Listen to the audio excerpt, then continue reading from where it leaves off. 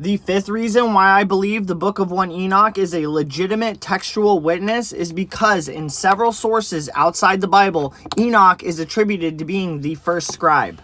Now we know inside our canonical scriptures, the 66 books of the Bible found in the King James, it never says definitively who the first scribe of the Bible was. We know Judaism's interpretation is that Moses was the first scribe and the first lawgiver. But if we look at sources found within the Dead Sea Scrolls and outside of the Bible, it actually says that Enoch was the first scribe. Let's go to the Book of Jubilees, chapter 4, verses 16 through 18.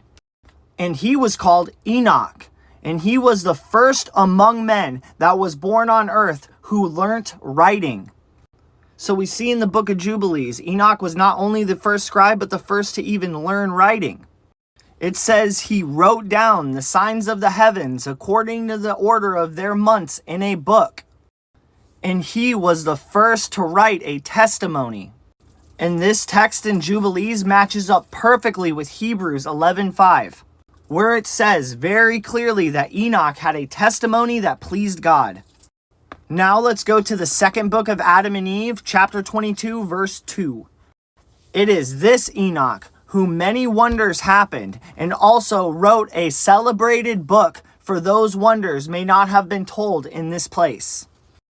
And it says that many of these wonders would not have been told if Enoch didn't write them down, and that is probably because Enoch was the first to learn writing.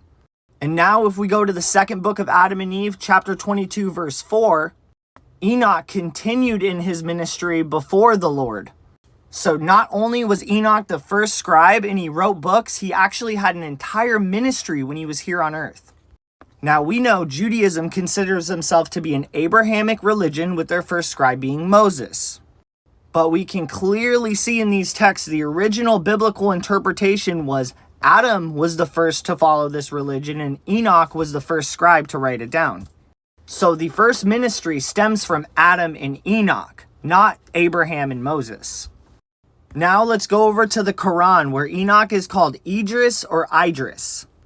The Quran says verbatim, indeed, he was a man of truth and a prophet. And if we look even deeper past the Quran and look at Islamic mysticism, Enoch is actually attributed to being the first scribe because he was the first to write with a pen.